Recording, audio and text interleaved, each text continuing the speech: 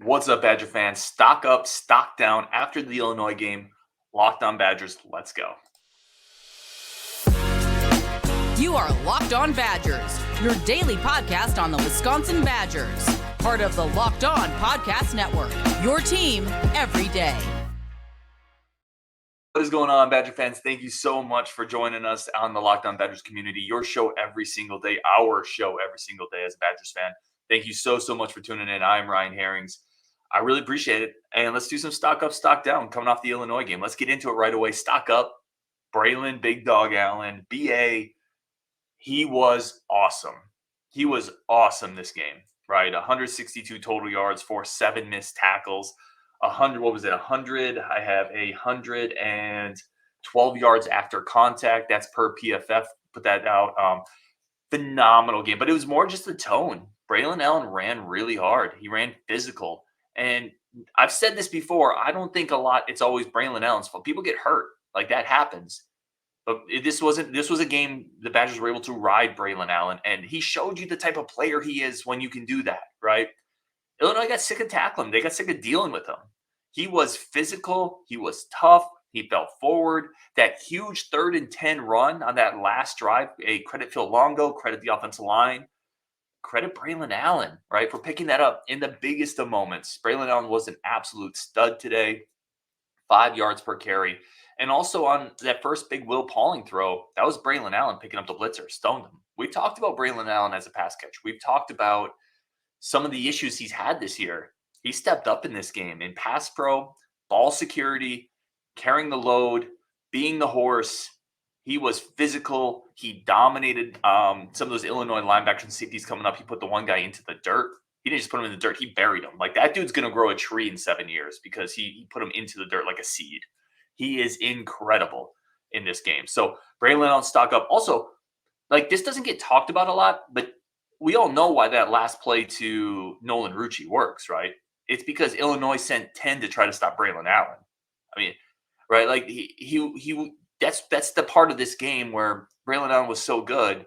Illinois had to commit to stop him on that 3rd and goal, which frees up. It's a great play call. We're going to talk about Nolan in a second. But that play might not work if Braelon Allen is averaging 3 yards a carry or if he's not the workhorse he was this game. So huge game. Braelon Allen, stock up. Let's go. Braedyn Locke, stock up. That's an obvious one, right?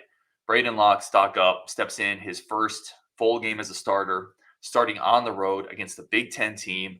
A Big Ten team with a coaching staff full of defensive pedigree. Bielema's a defensive guy. They have Jim Leonard on staff, Aaron Henry. Like, this is a defense that was really good last year. They got a good front 7. This is on the road. Like, it's Illinois. It's not Alabama. It's not Ohio State. It's not Georgia. It's not Penn State. We get all that. It's also not Furman. It's not the Citadel. It's not Georgia Southern or Buffalo. Like, going to, Urbana-Champaign, and I might mispronounce that.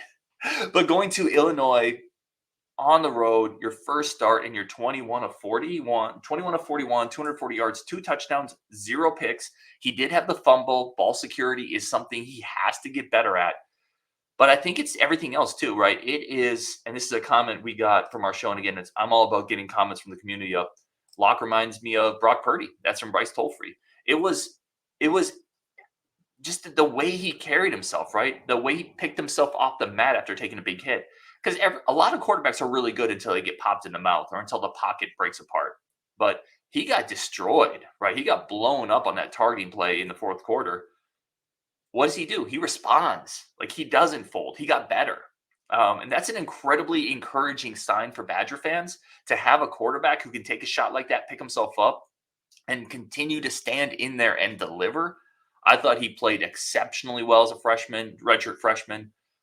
He looked like he threw a better ball. He had a better command. This is something Curtis, the playmaker, comes on the show a lot. He talked about how excited he was for Locke in this offense. He said, like, this guy is going to help unlock things. Coach Anderson has said the same thing. Justin said the same thing, and they were all right. They were all right. He, as a thrower, he looked better than Mordecai has, period. Now, he doesn't have the legs. He's got to clean himself the ball security, but I don't know how you can be anything but incredibly encouraged after the first start for Braedyn Locke, because it's going to get better, right? Like, the younger you are, the more these reps mean, the growth is going to continue. He's going to continue to get better and better and learn from these mistakes because he's going to get more and more reps. right? This is the first week he's really gotten those first team reps. And if you think about it like that, you got to be excited. Now, listen, next week it's Ohio State. It's a buzzsaw. It's really hard. But after that, there's a lot of games on this schedule where Braedyn Locke could really play really well and catapult himself into the offseason, into next year with a really daunting schedule, but give the Badgers some certainty at quarterback potentially. So a major stock up on Braedyn Locke. Yeah, very, very great. I mean, great game by Braedyn Locke. Nolan Rucci stock up, right? And it might have just been one play, but I want to go bigger here. I want to go 30,000 foot. I want to zoom out. He's been engaged. And you know how you know he's been engaged? Because this is a guy, he came in, if you remember, Nolan Rucci coming in as a 5-star tackle, right? He could have gone to any school in the country. He came in, he didn't play. Then he didn't play again. He's still not playing. A lot of those guys check out mentally. They just do. They check out, they transfer. Do you know how you know he hasn't checked out? Because the coaching staff schemed up a play to put in for him in practice, and they used it in a game. And they wouldn't have done that if he had checked out. I think that's incredibly encouraging, both from, and it's not surprising. Like, I've talked to his dad and his mom on the BuckyCast. We did an interview with them. So it's not surprising. They are cut from exceptionally well cloth. But it's encouraging from a culture standpoint. And then he made the play. Like, let's not gloss over that. There's a lot of offensive linemen.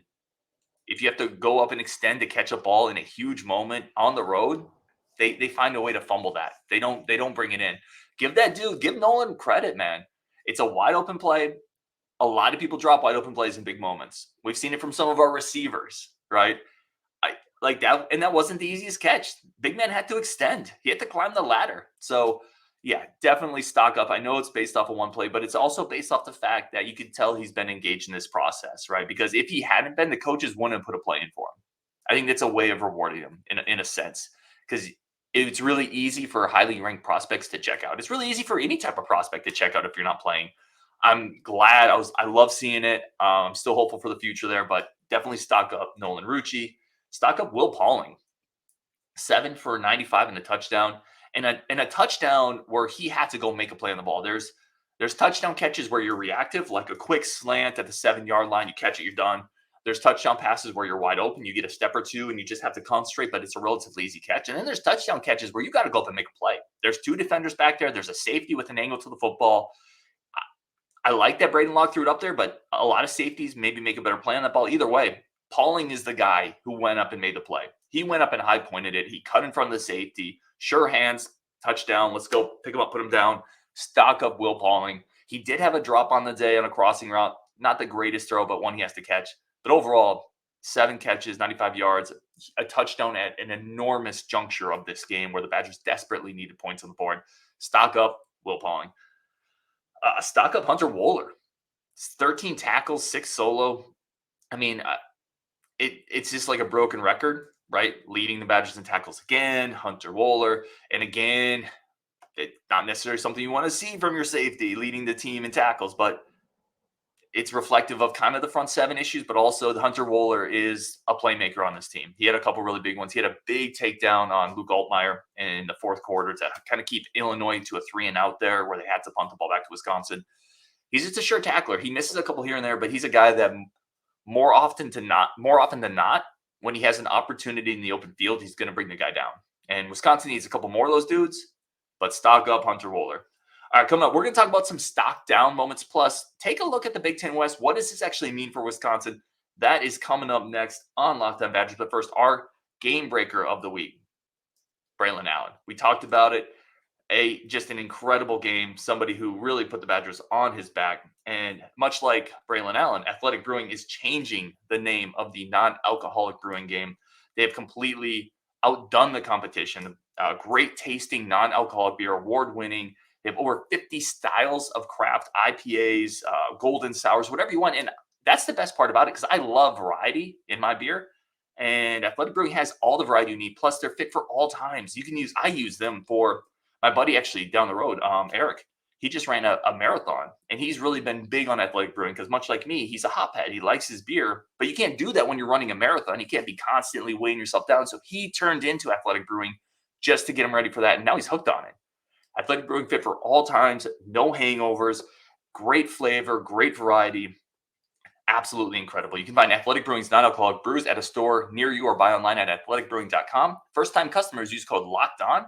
Get 15% off your first online order. That's code LOCKEDON at checkout for 15%. Athleticbrewing.com. Near beer exclusions and conditions apply. Athletic Brewing Company, fit for all times. Today's episode is also brought to you by our friends of the show over at Prize Picks.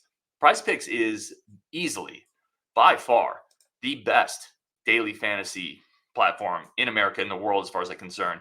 Largest independently owned DFS platform in America, and they make it incredibly easy. You no longer have to play all these daily fantasy pros, sharks, these hordes of people in the basements clickety-clacketing through data analytics and beating you because you have no chance because you have a life.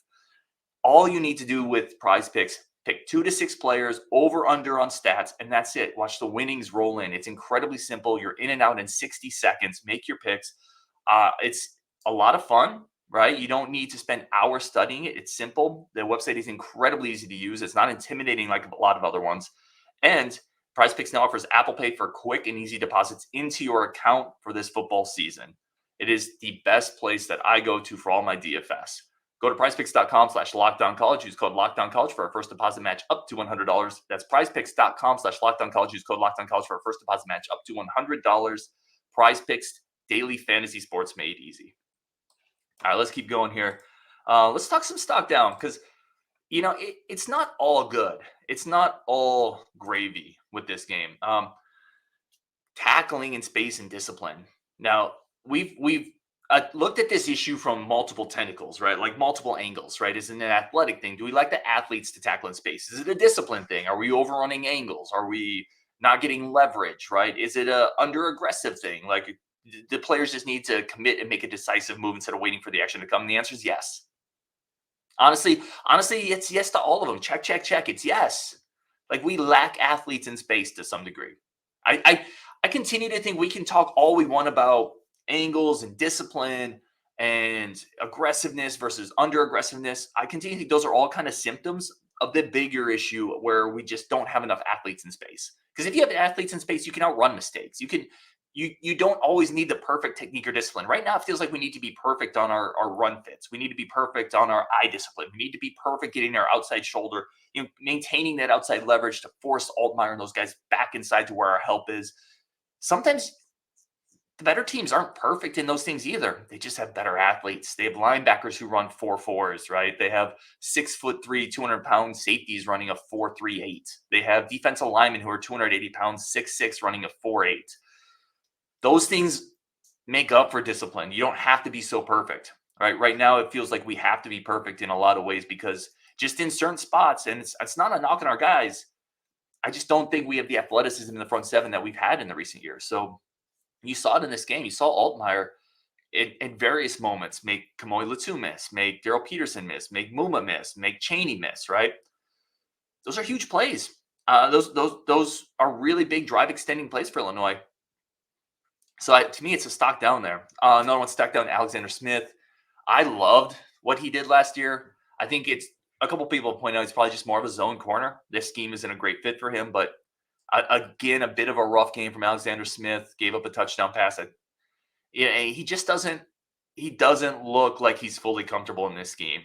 And it is what it is. It's unfortunate. I think he came back to continue to improve his draft stock. That certainly hasn't happened this year. Missed some of last year with injury. For a lot of reasons. It's just felt like a disjointed year for Alexander Smith. Stock down, special teams. You just can't botch a field goal in that situation. On the road, tight game, points at a premium, to not even get the kickoff. I mean, punting was fine in this game. I thought DK had a bit of an underwhelming punt return game. It feels like at times he doesn't have a great feel for when to field the ball inside the 20, when to let it roll. I think he's pretty sure-handed for the most part. You could do way worse in the punt return game than DK, but I also think you could do better.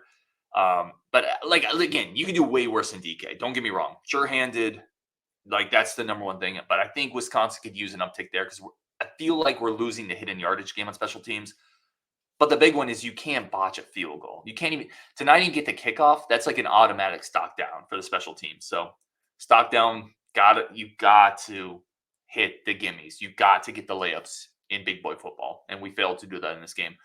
All right, what does this mean? Let's zoom out really quick. What does this mean? Big Ten West. Wisconsin has a half-game lead on Iowa. I told y'all. Listen, I told y'all.